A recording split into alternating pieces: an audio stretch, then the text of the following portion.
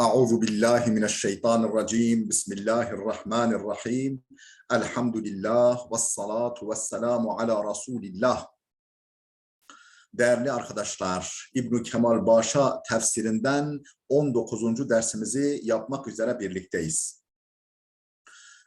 Müfessirimizin tam adı Şemsuddin bin Ahmed bin Süleyman bin Kemal Başa Er-Rumi El-Hanefi. Vefatı Hicri 940, miladi ise 1534. Bu zat Yavuz Sultan Selim'in meşhur Şeyhülislam'ıdır. Zembilli Ali Efendi'den sonra Şeyhülislam olmuş. 100'den fazla eseri var.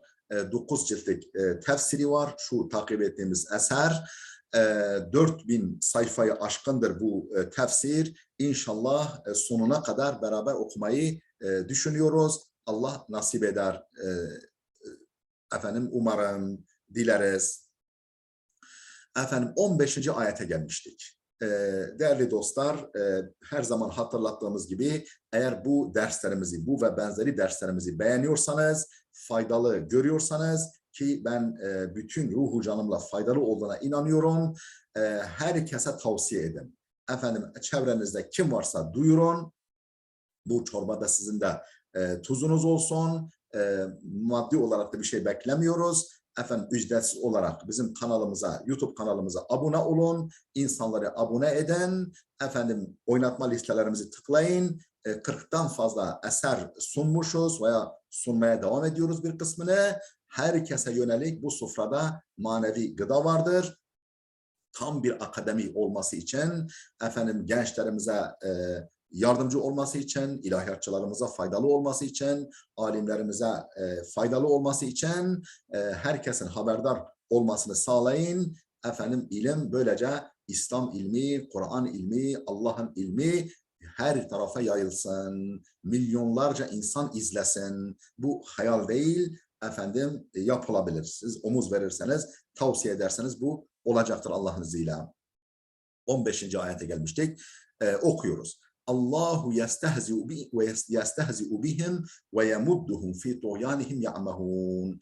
Allah onlarla alay eder. Hani innema nahnu mustehzi'un diyorlardı ya, biz efendim ancak müminlerle alay ediyoruz diyorlardı o münafıklar. Burada diyor ki Allah onlarla alay eder. Ve yemudduhum fi tuğyanihim ya'mahun. Efendim azgınlıklarında, taşkınlıklarında onların ipini uzatır. Onlar da bocalayıp dururlar. Allahu yestehzi'u bihim ne demek? Yuqalu hazi'tu ve istehza'tu. Yani ne denir? Hazi'tu ve istehza'tu. Yani alay ettim. İkisi aynı manada. Hazi'tu da kullanılır. İstehza'tu da kullanılır. Nahvu acabtu ve istecabtu. Tıpkı acabtu ve istecabtu'nun aşağı yukarı aynı manaya geldiği gibi. Acabtu cevap verdim. İstecabtu efendim sürekli cevap verdim gibi.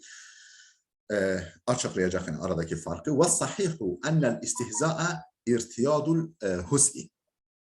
Efendim doğrusu efendim istihza hüs'ün adet haline getirilmesidir. Yani alay etmenin adet haline getirilmesidir. Yani sık sık buna başvurulmasıdır. Yani istihza, yani huzu'dan istihzanın farkı nedir? İrtiyadul hus'i, irtiyadul hus'i yani sık sık alay etme, başvurmak. Sık sık efendim alay etmek her vesileyle.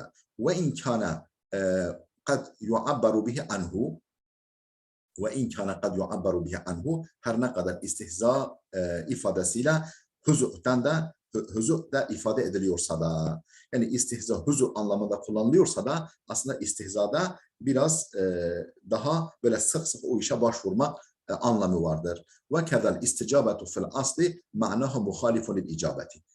Aynı şekilde isticabenin de aslında manası icabetten farklıdır. İsticabenin manası icabetten farklıdır aslında. Ve inkâne kad yeci'u mecraha, kad yecri mecraha, her ne kadar o da o anlamda kullanılıyorsa da. Kâda kâler Râgib, Râgib İsfahani böyle demiştir. Yani Râgib'den naklediyor burada. Lemma zekara istihzâ'ehum bil mu'minîne iste'nefel kelâme izhâren lissuhti قال يستهزئ ليدل على دوام تجدد الاستهزاء وقتا فوقتا لما ذكر استهزاءهم بالمؤمنين. Allah o münafıkların müminlerle alay etmesini zikredince, alay ettiklerini zikredince istenefel kelame izharen lissuhti. Efendim onlara yönelik gazabını göstermek için, suht gazap demek, onlara yönelik gazabını göstermek için efendim bir cümle müstenefe getirdi. Yani yeni bir kelam, yeni bir ifade getirdi. Yani peki onlar müminlerle alay ederken Allah nasıl bakıyor? Allah nasıl davranıyor? Allahu yestehzi'u bihim. Allah onlarla asıl alay eder. Onlarınki alayı da bir şey midir? Anlamında. Ve innema kâle yestehzi'u. Peki niye yehze'u demedi, yestehzi'u dedi Allah? Liyedulle ala devamı tecaddudil istihzai vakten fe vakten. Efendim istihsanın zaman zaman tazelenerek devam ettiğine delalet etmek için. Hem fiile muzaridir hem de kalıp istihza kökünden yestehzi'u demiş. Hem fiile muzari hudus yani tecaddüd ifade ediyor. Efendim bir de devam var. İstihzada huz'a göre demiştik. Liyedulle ala devamı tecaddudil istihzai vakten fe vakten. Efendim vakit be vakit. Efendim zaman zaman istihzanın tazelenerek devam ettiğine delalet etsin diye yestehzi'u dediği. Ve fil cümletil ismiyeti vel haberil fi'liyi ma'a ma'nel mezkuri takavvil isnad ve fil cümletil ismiyeti Allahu yestehzi'u bihim. Bak cümle ismiyedir. Allahu mubtada yestehzi'u fiil cümlesi onun haberi. İsim cümlesinde vel haberil fi'liyi haberde fiil cümlesi suretinde gelen isim cümlesinde. Yani cümle isim cümlesi ama haber fiil cümlesinde gelen cümlede ma'al ma'nel mezkuri efendim ma'al ma'nel mezkuri mezkur manayla beraber takavvül isnad. Burada isnadın kuvvetlenmesi vardır. Allahu yestehzi'u bihim. Zaten söylüyor ne demek isnadın kuvvetlenmesi vardır. Litekerrurihi ve tahsisi. Litekerrurihi ve tahsisi. Efendim bir tekerrür var. İstihzada tekerrür var. Fiile muzalide tekerrür var. Efendim o istihza kökünden gelen yestehzi'de tekerrür var. Hem fiile muzalide hem istihzada tekerrür var. Bir de tahsis var. Allah yani o istihzayı Allah'a tahsis ediyor. Asıl Allah onlarla alay ediyor. Efendim burada isnadın kuvvetlenmesi vardır. İsnad kuvvetleniyor. Açıklıyor. Yani manana şöyle. Ey huvellezî yetevellel istihzâ'a bihim. Hasaten el istihzâ'el eblağa el akva.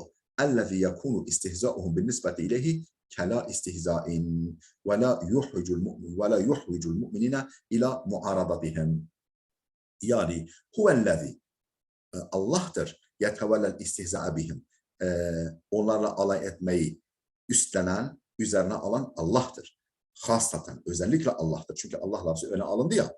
Yestehzi'nin faili Allah'ken Allah lafzı öne alındı tahsis için. Yani Allah'tır özellikle Allah'tır onlarla alay etmeyi üstlenen el istihza el eblağa el akva hem en etkili en güçlü istihzayı ellezî öyle bir etkili ve güçlü istihza ki alay ki yakunu istihza'uhum bin nisbeti ileyhi kella istihzaen. Onların alay etmesi o Allah'ın istihzası yanında istihzasızlık gibidir. Yani hiç yok hükmündedir.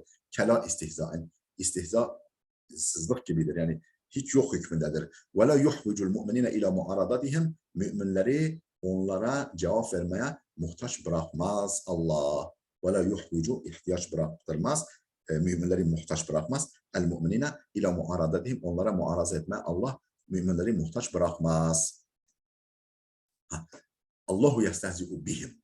Mesela Allahu yestehzi'u demedi. Halbuki ona innema nahnu mustehzi'une dedi. Orada bihim dememişti. Ama burada bihim var. Allahu yestehzi'u bihim dedi. Niye? Zukira hahuna burada bihim edatı kelimesi kullanıldı. Le adamı da'i ilel hasfi. Çünkü hasfetmenin gerekçesi yok. Yani hasfetmenin gereği yok. Gerekçesi yok. Bi hilafi ma taqaddama öncesinin hilafına. Mesela innema nahnu mustehzi'une bihim demedi. Orada efendim hasfetmenin gerekçesi var. öncekinin hilafına burada hasfın gerekçesi yok. Açıklıyor. فَاِنَّ ف۪يهِ بَاعِثًا لَفْظِيًا وَهُوَ الْمُحَافَظَةُ عَلَى الْفَاصِلَةِ. Yani اِنَّمَا نَحْنُ مُسْتَهْزِئُونَ deseydi, efendim اِنَّمَا نَحْنُ مُسْتَهْزِئُونَ bihim deseydi, o ayetler arasındaki ses uyumu bozulurdu. Hep nunla bitiyor. Efendim burada bihim araya girerdi. O ses ahengi bozulurdu. Bir lafzi etmen var. Da'ifen lafzi, bir lafzi gerekçe var, etmen var. Ki ve huvel muhafazatu alel fasilati, ayet sonlarındaki ses ahengini gözetmek. Bu bir. Ve da'iyel maneviyen, bir de manevi bir etmen var, gerekçe var. Ve huve teharrucuhum min iblâgil mu'minin. Efendim, müminlere bunu ulaştırmaktan sakınmaktır. İnnemâ nahnu, biz ancak alay edecileriz. Kimlerle demiyorlar. Çünkü müminlerden çekiniyorlar.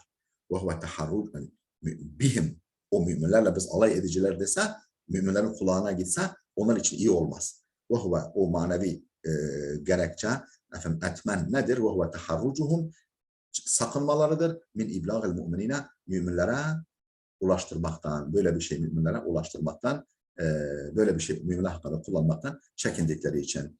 Ve ibqa'ul lafzi muhtemelen liyekune lehum mecalu tevcihi endel haceti ileyhi. Efendim, ta ki lafız için bir ihtimal bıraksınlar. Lafız için bir ihtimal bıraksınlar. Liyekune lehum mecalu tevcihi endel haceti ileyhi. Ta ki ihtiyaç anında efendim başka tarafa yöneltme imkanı olsun onlar için. Biz size demedik ki, biz ancak alay edicileriz dedik. Biz sizi kastetmedik ki.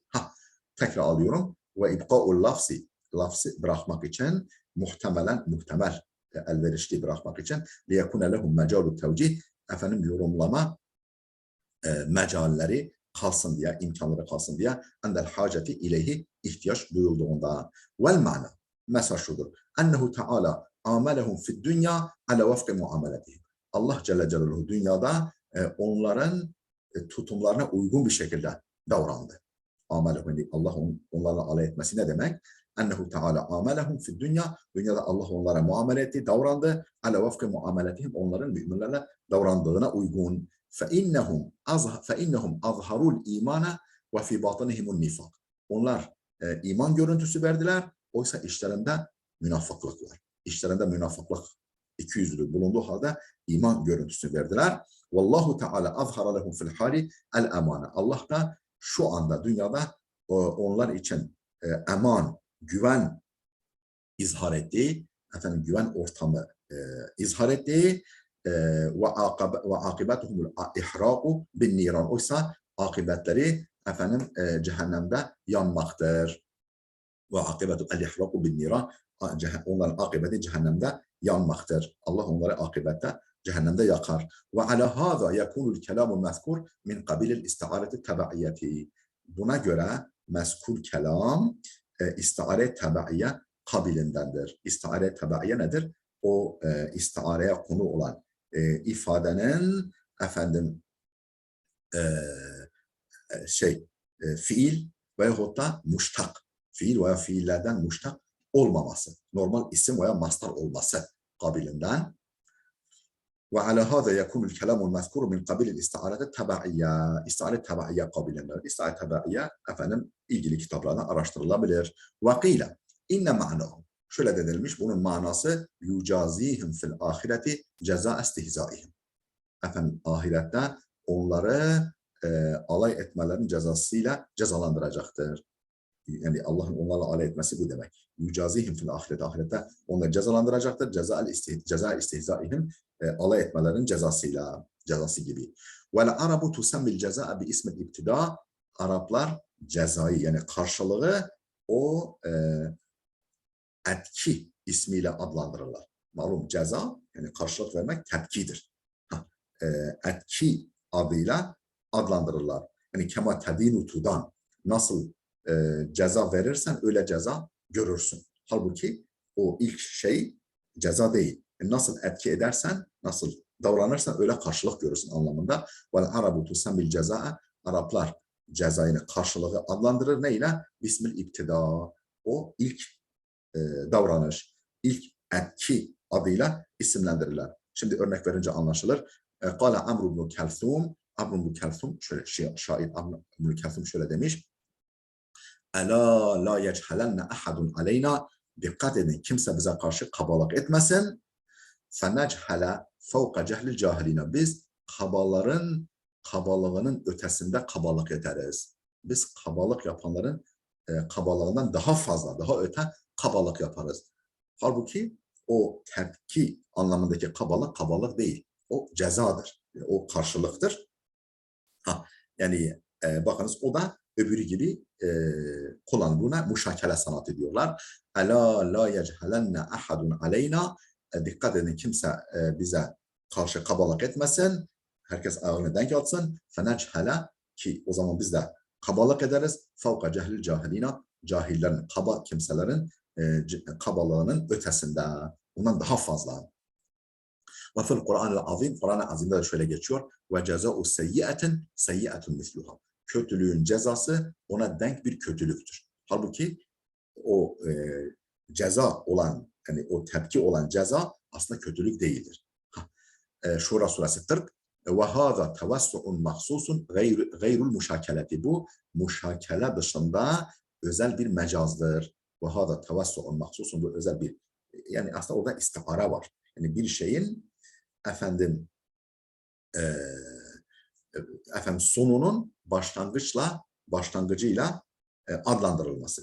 Yani tepkinin, daha doğrusu tepkinin etkiyle adlandırılması. Tepkinin etki ismiyle adlandırılması. Bu istihara var sanki ama muşakele diyorlar. Ve hâzâ tevassu'un mahsusun gayrul muşakele. Bu muşakelenin dışında özel bir mecazdır. وقيل إنه تعالى وقيل إنه تعالى يجعل المؤمنين وقيل إنه تعالى يجعل المؤمنين يطلعون على المنافقين من الجنة. Şöyle de denilmiş. Allah Teala cennette müminleri münafıklardan haberdar kılar. Müminler cehennemde, münafıklar cehennemde, müminler cennette Allah müminleri münafıklardan haberdar kılar. Yani böyle bir yüksek yerden münafıkların durumunu onlara gösterir. Feyekuluna, müminler derler lehum, münafıklara, etuhibbuna en tehrucu minen nar ve tedhuluna cennet. Siz ateşten, cehennemden çıkıp cennete girmek ister misiniz? Feyekuluna, onlar derler ki naam, evet. Feyuftehu lehu babun minen nar, cehennemden bir kapı onlar için açılır. Feyaksidune ileyhi, o da o kapıya yönelirler. Feyuglaku aleyhim, ama o kapı suratlarına kapatılır. O kapı onların yüzüne kapatılır. Sümme yuftehu babun aharu, sonra başka bir kapı açılır. Feyaksidunehu, bu defa o kapıya yönelirler. Feyuglaku, o da kapanır.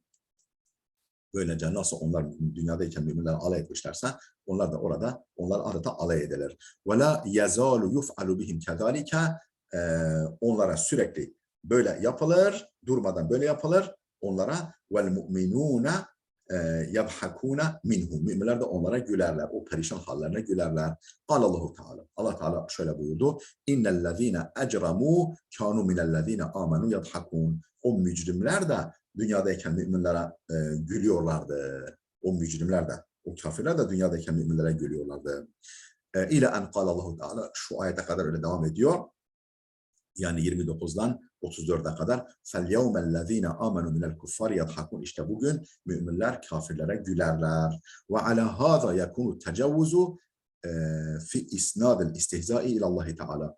وَعَلَى هَذَا, bu ikinci yoruma göre, يَكُونُ التَّجَوُّزُ fi isnadil istihza ilallahi Teala. İstihzanın Allah'a isnadında mecaz vardır. İstihzanın Allah'a isnadında mecaz vardır. Mecaz, istihzanın Allah'a isnadındadır. Ve yemudduhu ifadesini açıklıyor. Min meddel ceyşe ve emeddehu. Yani orduya yardım gönderdi. Orduya takviye gönderdi. Takviye kuvvet gönderdi. Ve emeddehu. Meddel ceyşe ve emeddehu. İkisi de kullanılıyor. İkisi meddel ceyşe. Ne zaman bu ifade kullanılır? İza zadehu, orduya, yani ilave asker gönderdiğinde, ve elhaka bihi ma yukavvihi ve yukeffiruhu, ona kuvvet verecek, takviye edecek ve sayısını artacak eklemelerde bulunduğunda efendim meddel ceşe ve emeddehu ifadesi kullanılır. La minel meddi fil umri, yoksa ömrü uzatmak anlamındaki, yani uzatmak anlamındaki med değildir. Fe innehu yuadda billami. Çünkü ömrü uzatmak anlamındaki med lamla kullanılır. Yani umli lehum. Onlara süre tanırım anlamı. Bak, süre tanırım. Umli lehum. Lamla kullanılır. Mef'unu başa lam getirilir. Vel hafu vel isalu hilaful asli. Ve yemudduhum derken peki ve yemuddu lehum olabilir mi? Orada bir harf-i cer atılıp da fiil direkt mef'ule geçişli yapılmış olabilir mi? Ona hasf ve isal denir. Hasf ve isal, hasf yani harf-i cerin atılması, isal ise fiilen, yani müteallak olan fiilen direkt mef'ule iliştirilmesi, mef'ule etkisinin ulaştırılması. La minel meddi fil umr. Vel hasf vel isalu hilaful asli. Yani med ve isal aslan hilafınadır. Yani kural olan hasf ve isal yapılmamasıdır. فَلَا يُصَرُ اِلeyhi, hasf ve isala başvurulmaz illa bir delilin. Hasf ve isala, yani harf-i cer atılıp efendim fiil mef'ule direkt iliştirilmez ancak delille. Ve huna delilun ala hilafihi, burada ise tersine delil vardır. Yani gerekçe olmadığı gibi öyle olmadığına dair delil vardır. Ve huve kıraatu ve yumidduhum. O da ve yumidduhum, yamudduhum değil de yumidduhum kıraatidir. O zaman otomatikman efendim onlara süre tanır, onlara fırsat tanır, onlara imkan verir anlamında. İpini uzatır anlamı geliyor. Yoksa ömrünü uzatır, süre tanır anlamında değil. Fi tuğyanihim.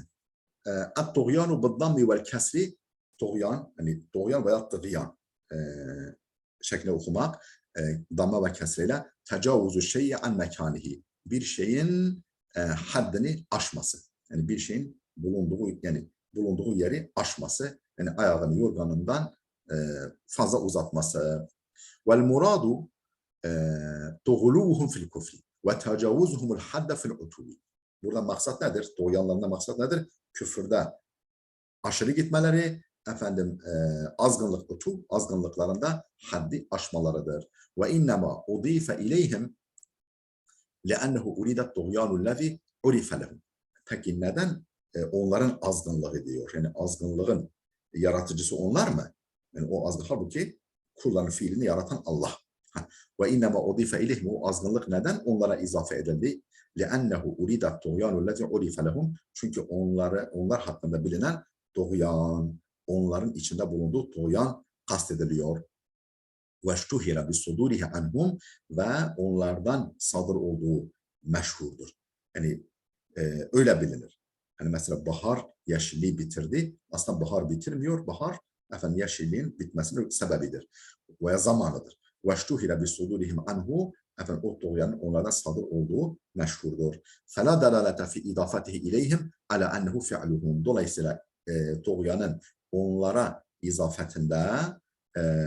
izafe edilmesinde onların o tuğyanın faili olduğunu göstermez.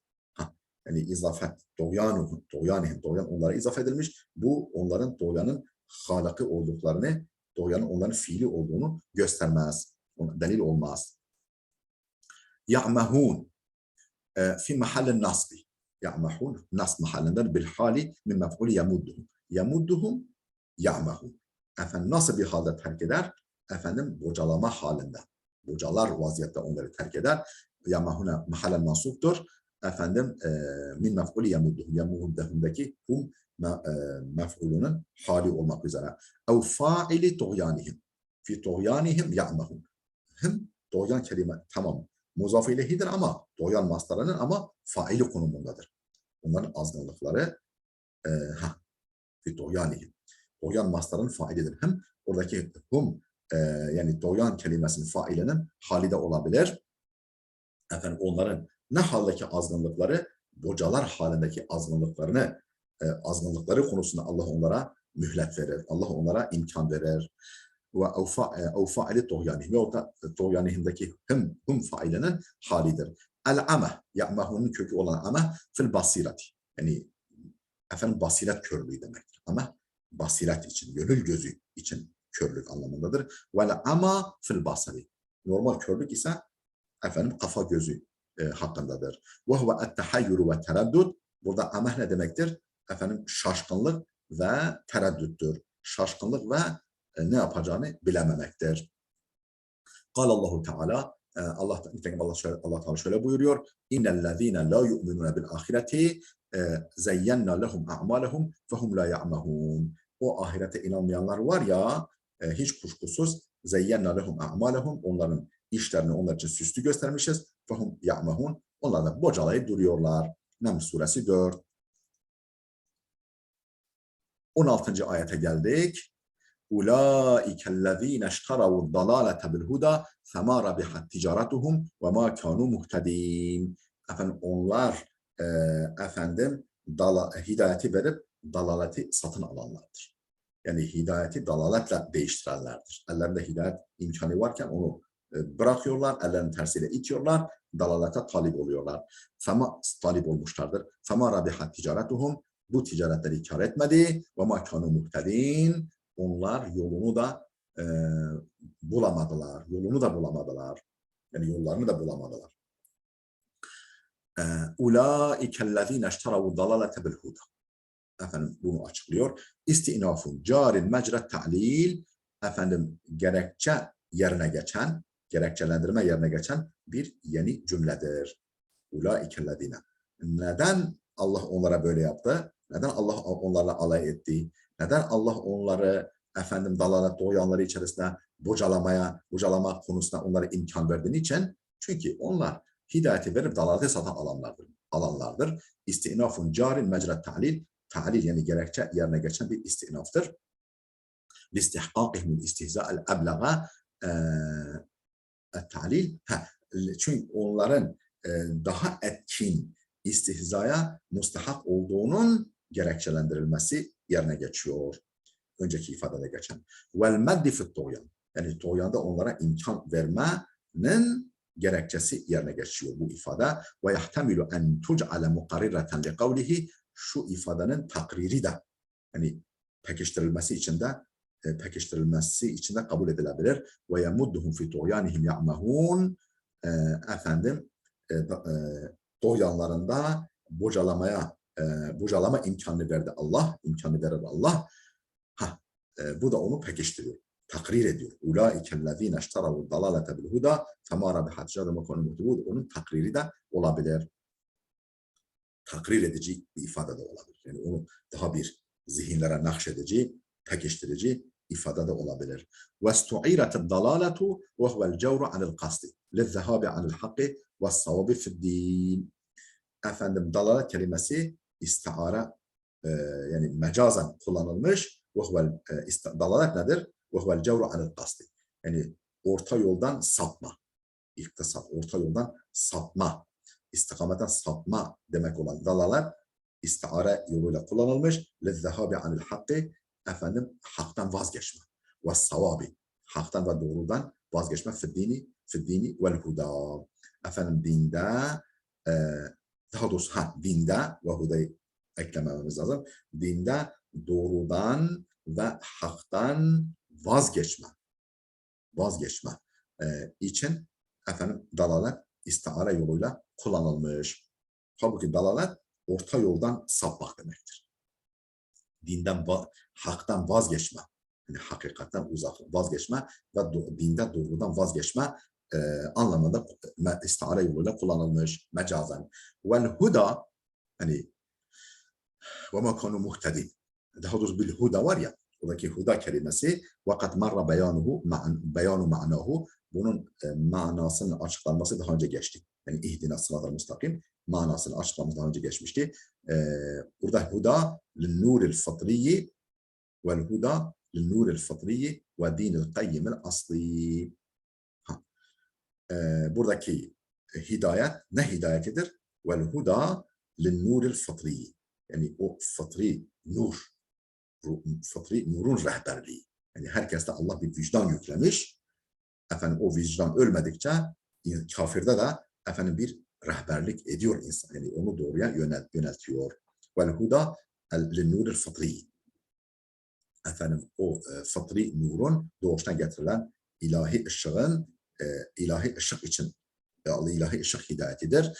Ve dinil kayyimil asliyi, insanın yani doğuştan getirdiği doğru din hidayetidir. Yani her insan efendim hak din üzere doğar. Efendim senin fıtrat üzere doğar. Sonra annesi babası onu dejenere eder. O fıtratı bozarlar ve kendisi onu bozar. Burada hangi hidayet? Neyin hidayetidir? Nur-i fıtri ve asli olan yani doğuştan getirilen doğru din hidayetidir. Vel iştira'u huve i'ta'u bedelin ve ahzu ahara lil istibdal. İştira ise iştiravu da oradaki iştiravunun mastarı olan iştira ise ki o da i'ta'u bedelin ve ahzu ahara bir bedeli verip başka bir şey almaktır. Bir bedel verip, bir ücret verip başka bir şey almaktır iştira, satın almak. Ne için kullanılmış? Lil istibdal. Efendim, değiştirmek anlamında kullanılmış. Yani hidayet imkanları varken o imkanı ellerinin tersiyle itiyorlar. Efendim onun zıddına dalaleti satın alıyor, tercih ediyorlar anlamında. İstibdal değiş tokuş için değiş tokuş anlamında kullanılmış. Ey ihtaru dalalete ve istebdeluha bil huda. Yani dalaleti tercih ettiler. Efendim hidayetle onu değiştirdiler. Hidayeti verip dalaleti satın aldılar. Fema rabihat ticaretuhum. Ticaretleri onların kar etmedi. Er-ribhu kar ne demek? El-fadlu ala ra'sil mal. Sermayeden sonraki fazlalıktır. Sermaye ilave olan fazlalıktır. Ve ticaret nedir? Ta'atil emti'ati bil bey'i ve şira'i lirrabhi. Kar amacıyla efendim alım ve satımla mal değiş tokuşudur. Ta'atil emti'ati mal değiş tokuşudur. Bil bey'i ve şira'i alım satımla mal değiş tokuşudur. Lirrabhi kazancı için. Ve ademur rabhi kinayetun anil husran. Efendim kazanmama husrandan kinayedir. Yani husran yani kaybettiler demiyor da kazanç elde edemediler. Kazanç elde edemeyen demek ki husran kaybetmiştir. Ve ademur rabhi kinayetun anil husran. Kazanmama husrandan kinayedir. Ve nisbetuhu ile ticareti. Peki ticaret mi kar ediyor veya zarar ediyor? İşte kar etmemenin ticarete nispet edilmesi ala tevessu'i şai' genel mecaz yoluyladır. Yani herkesin kullandığı yaygın mecaz yoluyla, yöntemiyledir. Yani ticareti kar etmedi diye kullanır insanlar. Kâler râgibu. Ragıb el-İsfahani demişti ki وَالرِّبْحُ وَالْخُسْرَانُ يُنْسَبَانِ مَرَّةً اِلَى صَاحِبِ السِّلْعَةِ. Efendim kazanç ve kayıp bazen o malın sahibine nispet edilir. Yani o adam efendim kar etmedi denir. O tüccar kar etmedi denir. O malın sahibi için kullanılır. Ve marrate ila sil'a bazen o mal kar etmedi denir. Ve marrate ila safka bazen o alışveriş kar etmedi denir. İlla iştibaha fihi efendim çünkü burada karışıklık durumu yok. La iştibaha fihi efendim karışıklık durumu yok. Yani hangisini desen geçerli. Adam kar etmedi, malı kar etmedi, alışverişi kar etmedi. Hepsi de bu kar etme veya zarar etme efendim bunlardan birine izafe edilebilir. Yani karışıklık yok. Yani manayı bozacak, belirsizleştirecek bir durum yok. Ve husnu tilkel kinayeti elleti hiye terşihun lil istiareti el mezkureti yazharu fi vecih kavlihi ve ma kanu muhtedin. Ve husnu tilkel kinayeti. Bu kinayenin güzelliği. Elleti hiye terşihun lil istiareti. Efendim yani şimdi fema rabihat ticaretum. İştaravu dalalete bil huda. Burada istiara var. Efendim istiare tebaiye var. İstiare tebaiye var. Efendim eğer daha sonra muşebbehun bihin mülaimi gelirse, muşebbehun bihle ilgili bir ifade gelirse ona terşih denir. Eğer muşebbehle ilgili bir ifade gelirse efendim onun manası farklı olur. Burada tercih yani muşebbehun bihle ilgili. Fema rabihat ticaretuhum. Demek ki orada efendim tercih etme ticaret yani alıp satmaya benzetilmiş. Yani bir şey alıp öbürünü satın almaya benzetilmiş. Efendim fema rabihat ticaretuhum. Efendim o ticaret muşebbehun bihtir. Muşebbehun bihinin mülaimidir. Efendim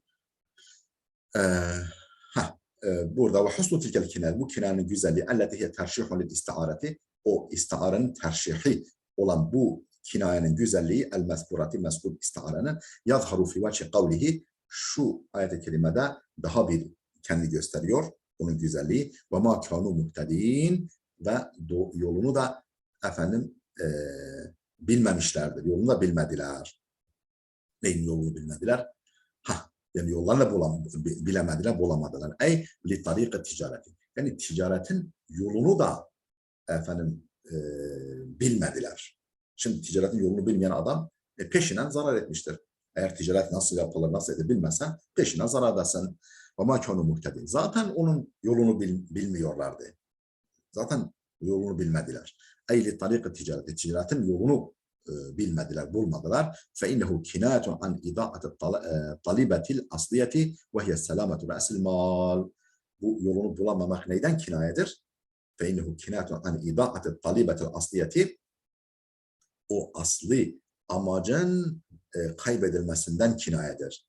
Asli amacın nedir o asli amaç? وَهِيَ سَلَامَةُ رَأْسِ الْمَالِ sermayeyi korumak, sermayeyi güvende tutmak. Yani birinci amaç budur. Önce sermayeyi koruyacaksın, sonra kar edersen edersin.